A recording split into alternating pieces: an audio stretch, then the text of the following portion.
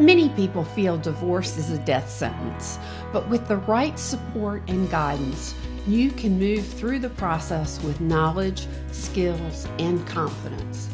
It can also be a time of growth and progress. As a divorce and empowerment coach, I'm an invaluable member of your divorce team. I help you understand and navigate the process, come to terms with your emotions, avoid costly mistakes, learn skills to help you communicate and negotiate, find your true voice, and create an empowered life post-divorce. If you're interested in learning more, schedule a free consultation at herempowereddivorce.com.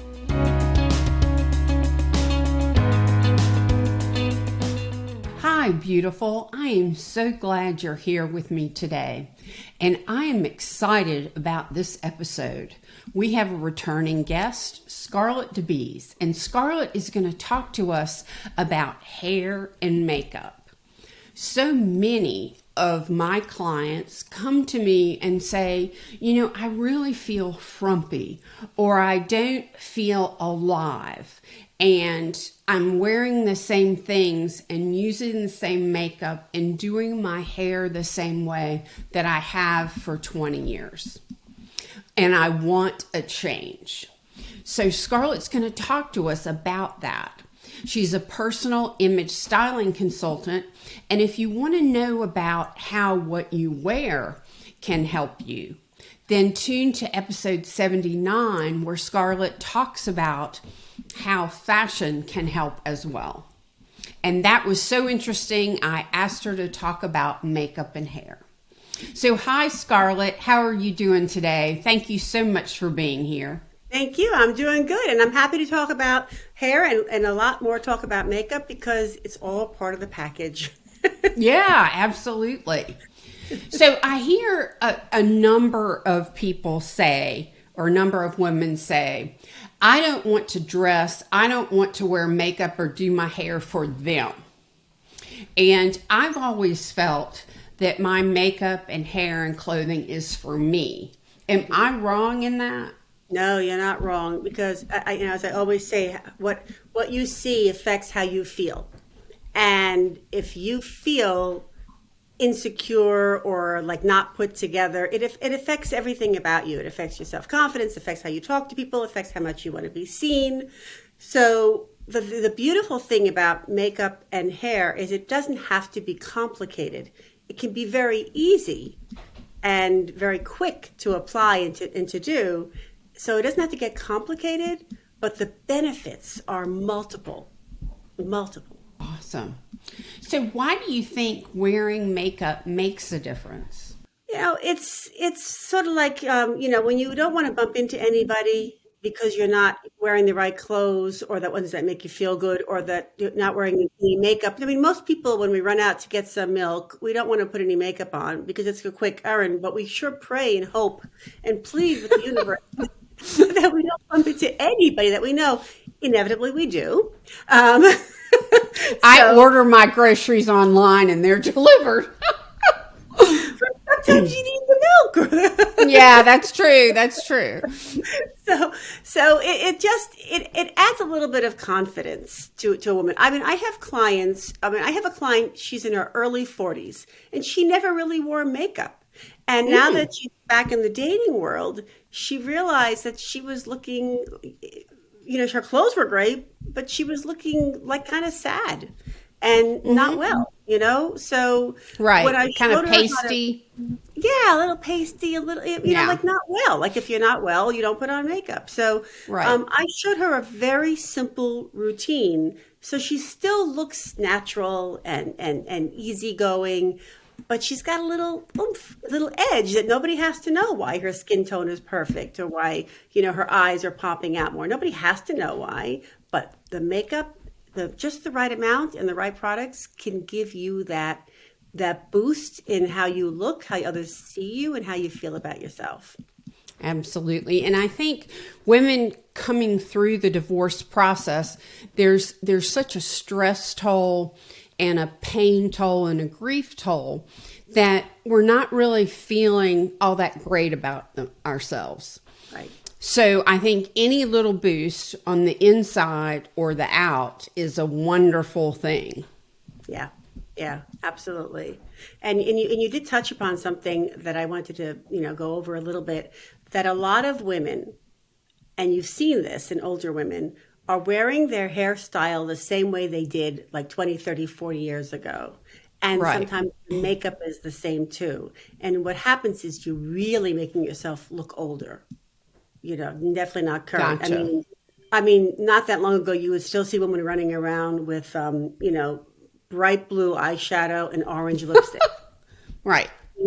That was a thing once, but it doesn't Yeah. look that great when you're in your 60s, 70s, and 80s and more.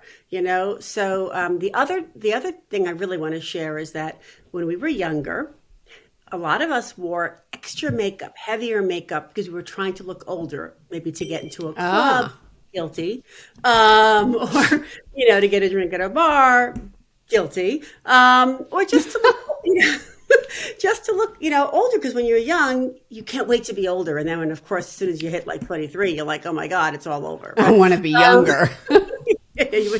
but the beauty of makeup is that it can transform you. So when you're younger and you wear a lot of makeup, it definitely will make you look older. And the same holds true when you're older.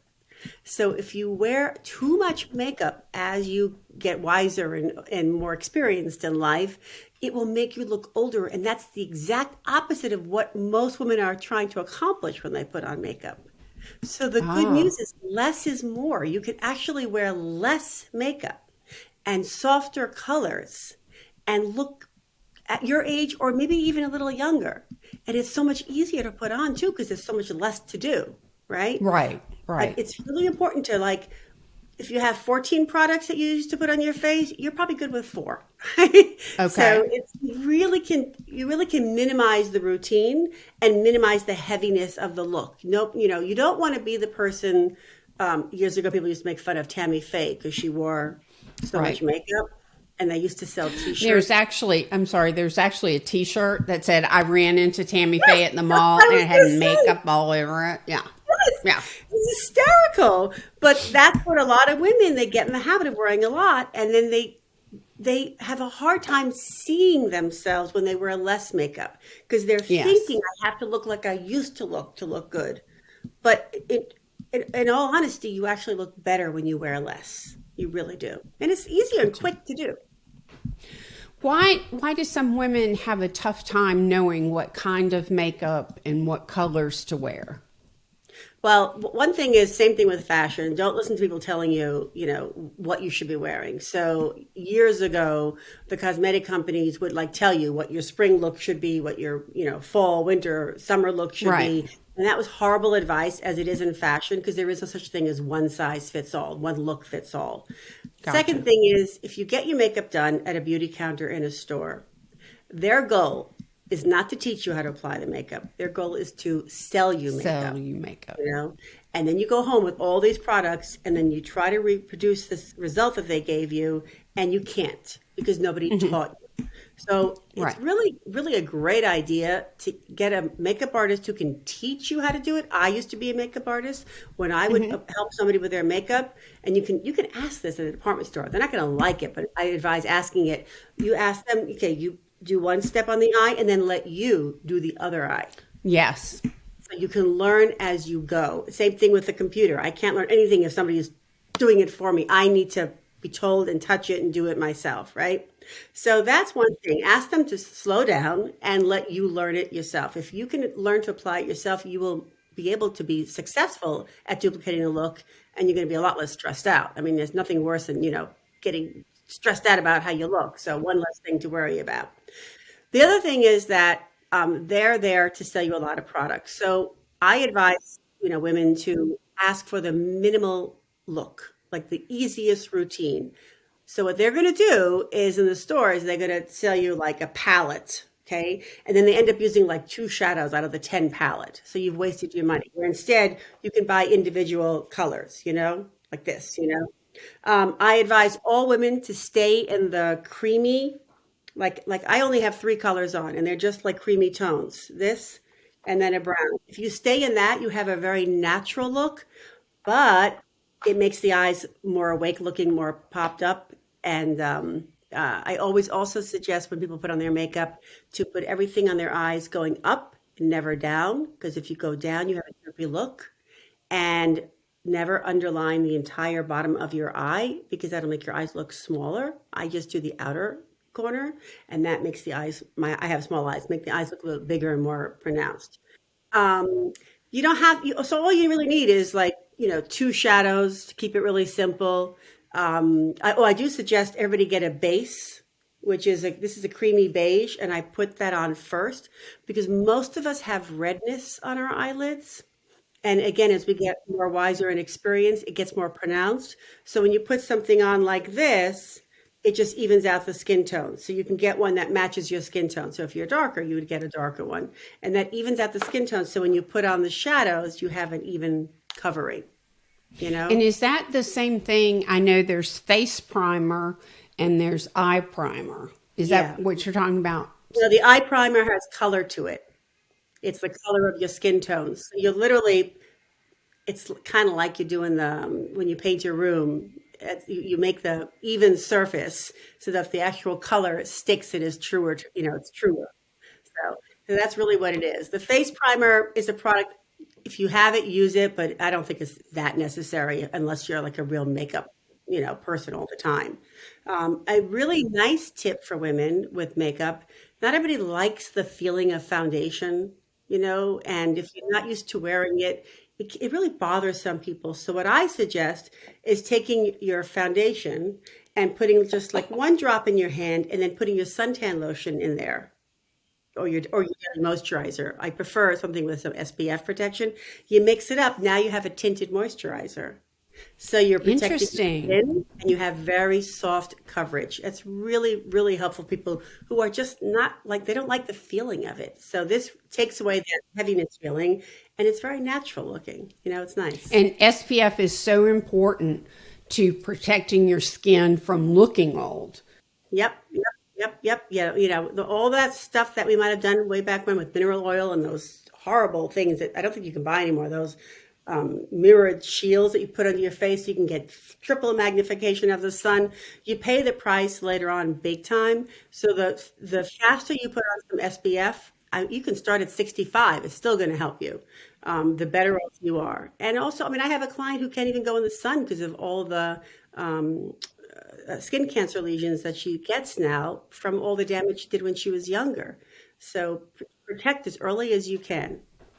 Yeah, I don't go in the sun at all, and I live at the beach. So everybody that I talk to is all bronze, and I'm just pale white. Do you have any advice for pale white people? First of all, I'm with you. I think that's great. And you know what? In 10, 20 years, they're going to be jealous. So that's, so just saying. If you're really all white, you don't want to change your skin tone with makeup because then it's going to look odd, a light neck and then a dark face. So right. I would say if you are light, just don't go dramatic on the colors on your blush and on your eyeshadow. Again, keep the beigey colors, a little bit of brown. I sometimes add a little bit of navy eyeshadow in the corners of my eyes when I want to glam up a little bit, and I again brush it up. A soft colored blush, and easy on the eyeliner, so that it's not so much contrast. That's why it kind of gets a little wonky. If you're very light skinned and you have lots of darkness everywhere, that contrast is going to be very jarring. So you want to go just a little softer when possible, and then also wear softer colored clothes, so you don't have so much of if you're so concerned about looking very white. That's all. Many people feel divorce is a death sentence, but with the right support and guidance, you can move through the process with knowledge, skills, and confidence. It can also be a time of growth and progress. As a divorce and empowerment coach for over 25 years, I'm an invaluable member of your divorce team.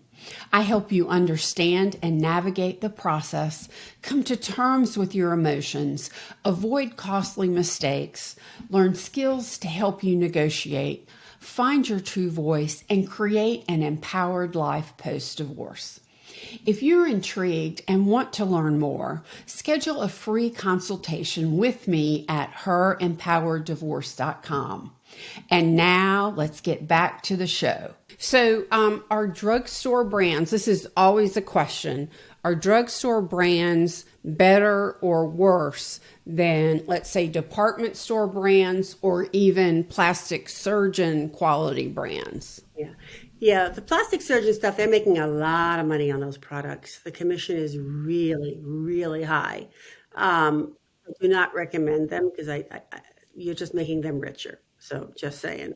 You have to like study ingredients and know ingredients. You can get some great things in a drugstore and you can get some great things at the department stores or like Sephora or Ulta, like that, kind of stuff. Right.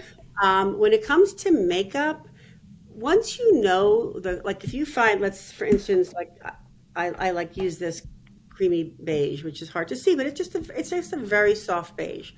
Is that MAC? Is that a MAC product? Yep. Okay. Because MAC, you can buy an individual color and you don't have to buy necessarily a whole shebang, which is what they try to sell you in the stores. Right. So you can find a beigey color in the CVS or Walgreens, whatever drugstore you happen to have, Right. Or Sephora's brand. I mean, it's out there. When it comes to mascara, I do everything drugstore. Almost everything I own is drugstore. This lipstick I wore today, specifically today, is a L'Oreal lipstick, and it's very neutral and it works for almost anybody. And you can just go soft. That's the other thing. If you don't want to go, if you're not a makeup person, you don't want to all of a sudden put on a red lipstick. It's not going to work. But something kind of neutral like this works, you know? So I have nothing against the drugstores. I believe in saving money anytime you can. So play around. And if you buy something in a drugstore, just so you know, it looks like one thing, and when you put it on, it's completely different. You can return it. They will take it back. Okay. Yeah. That's a good idea. Is there any mascara? My life has been a search for the best mascara. Is there one you recommend? No, I'm still searching. Yeah, I'm still searching. They changed their formulations, so that's the problem. There would be a mascara like Max Factor had one. It was pink with the green top. I forgot what it was. It's not as good as it used to be, in my opinion. Lancome has some good ones, but they have like 4 or 5 different ones, so it gets very confusing. That's the kind of thing you have to really experiment, because some people want thick, thick, thick lashes, right? And then other mascaras, like the one I'm wearing, it's very soft and subtle. So if you're not a makeup wearer and you're also trying to, tone down, refresh your look, I would go with a little bit less heavy. Um, there's another mascara that some people like. I think it's by Thrive, and they're actually tubes. So when you put the mascara on, but when you take it off, it's really weird because you have all these tubes on your face. So it's not for everybody. But this is the kind of thing you have to really. It's like underwear. You have to experiment till you find the one that's right for you. But the drugstores have tons to choose from, tons. I always have a challenge with removing my makeup. Do you have any tips for that? Yeah, you have to check what you're having. So if you're wearing, do not advise waterproof mascara unless it's for some event that you're going to be crying a lot. Weddings and funerals, basically. That's when you need a waterproof mascara. Otherwise, stay away from it because it is tough on your eyelashes when you try to remove it. The oil-free makeup removers, for me, are the most pleasant to use because they don't make that, that you can't see for a while after you take off your makeup thing. But Lancome actually has, in my opinion, the best eye makeup remover. And it's a blue liquid. I don't even know the name of it, but it's their makeup remover. And it is the most effective at taking off heavy makeup without pulling on your lashes. So that I do recommend that product a lot. So what products would you say are the minimum if a woman's just starting out? What are the minimum products that she should start with? She should start with the primer, which is in a color of her skin tone. So in my case, it's a beigey color. And that's for the eyes or for the face? Just for the eyes. Okay. Don't worry about the face. You're just going to use tinted moisturizer or foundation over your regular moisturizer. And then after you put on that primer, this is only if you have uneven skin tone. If your lids are perfectly beige and there's no redness and no dark circles, no brown up here, you don't need it. And then all you need really is a light beige and then one a little bit darker. And the light beige you put on everywhere from your lashes to your eyebrow. And the one that's a little bit darker, you put on your lid and a little bit on the corner and you brush it up. And then just a little bit of eye pencil. Eye pencil is intended to make your lashes look thicker. It is not intended to make a line around your eyes. So if you want, I suggest for someone who's not a heavy makeup wearer to wear a black brown pencil, not a black pencil. Because again, it's too harsh. And you want to draw a line or make dots and then connect them with the pencil as close to your upper lashes as you possibly can get, and then call it a day and then put on some mascara, So the eyes would take no more than 4 minutes, really, if that. The more you do it, the faster it goes. Then you want to put on your foundation or make your own tinted moisturizer, as I suggested, and then a tiny bit of blush, just a tiny bit, soft color, and be very careful not to apply it. People tend to do this a lot, too close to the nose, because that's like saying, look at my nose, look at my nose. So you want to stay right out here, and everything that you put on, this eyeshadow, blush, foundation, or tinted moisturizer, you want everything to disappear. Never you want to see where color starts and stops. So your eyeshadow out here should just sort of fade away. Your blush color should fade into your skin. No, because you see this a lot, no streak, right? Or no circle, right? That's going to look like a doll or something. So it's not good. So always blending. You can just use your fingers or a cotton ball.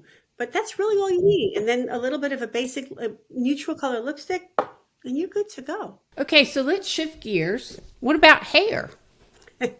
Okay, so I might have mentioned to you that I'm follically challenged because I am terrible with hair, and I have hair that just sort of grows as I speak. It just bushes out. Mm-hmm. And so a friend told me about this product, this blow dryer brush. Okay, it's changed my life because I now can. This takes maybe 4 minutes where your hair is almost dry. You take this sucker, and as you're brushing your hair, it smooths it out. So I did this yesterday, right? And so I look the same as if I had gone to my hairstylist. The trick with this is if you have very thick hair like I do, you want to get the flatter version. And if you have very thin hair, you want to get the round one, like a barrel shape. Interesting. Yeah. So okay. I have a client across the country from me, very, very thin hair, and she shared with me her frustrations. So I suggested she gets this thing. People stop her now on the street and compliment her hair because now she's full. It looks fabulous. So this has really saved my life. So I let my hair almost dry, or dry my hair with a regular blow dryer until it's almost dry. I do this 5 minutes tops. And I look like I had curlers in, or I went to the stylist. It has changed my life. So I highly recommend it, so it's a blow dryer brush altogether. And then we have hair color. So as we get older and wiser and more experienced, our hair color sometimes has to go a little softer, just like it is with makeup and even with clothing colors. We have to go a little softer. So I have a client who has had very dark hair, and then as she became all gray, she didn't want to go the gray route. So she actually is almost a blonde now, which is completely different than she used to be, but it really works well on her. If some people, especially during the pandemic, they stopped dyeing their hair because they weren't able to go to the salon, and they began to see, you know what? It looks good. So some women with gray hair are stunning. I mean, there are young girls who are dyeing their hair gray.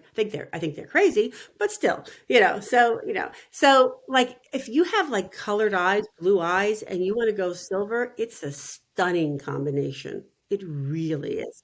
I highly recommend it.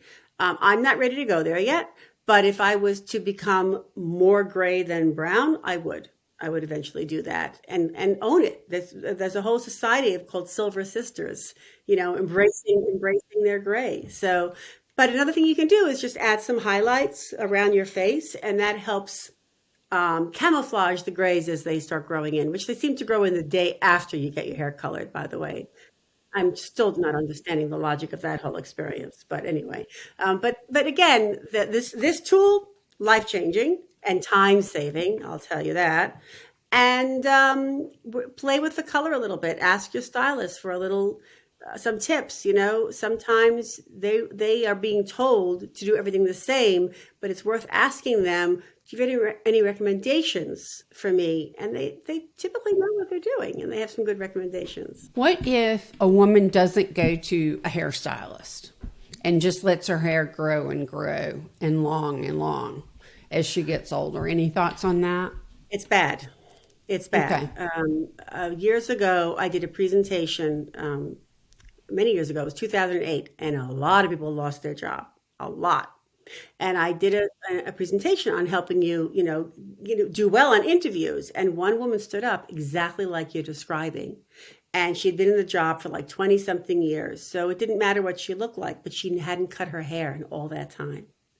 So she had incredibly long and scraggly because it wasn't cut ever. And it was all silver and whatever natural color was in there also. And it made her look incredibly old. It made her look very outdated, and it made her look like no one's going to hire someone that looks like they're not keeping up, or not looking like they take good care of themselves. So you can find somebody out there to cut your hair, if anything, just 3 times a year if you're really, really resistant to it. But you have to cut your hair to have the ends healthy and to have the ends straight. But the whole Rip Van Winkle look is not going to fly out there in the world. It's not. I do not recommend it, and it doesn't make a woman feel very good either. And any woman who says I don't care is lying to herself and to us, because everybody loves a compliment. Nobody ever goes, "Oh, I hate that." They love a compliment, and you only get them when you show that you take care of yourself. Absolutely. Scarlett, how can our listeners find you? Oh, I welcome them to go to Scarlett, that's SCARLETT, image.com. There you can find more tips, a way to contact me, and also you have a resource to my guide to help you use clothes to look, and accessories to look up to 10 pounds thinner. Absolutely. Thank you so much for being with me today. This has been very interesting, and I always believe that if you feel better on the outside, it also perks up on the inside. Changes your life, and it changes the people that come into your life too. Absolutely. Well, all of Scarlett's information will be available in the show notes along with mine. Thank you for being with us on this episode of Her Empowered Divorce. If you'd like one-on-one divorce coaching support, sign up for a free consultation with me at herempowereddivorce.com. Check out episode 79, again, Scarlett's episode on fashion. And then join me for our next episode where we'll dive deeper into other topics that can help you on your separation and divorce journey. Thank you and take care.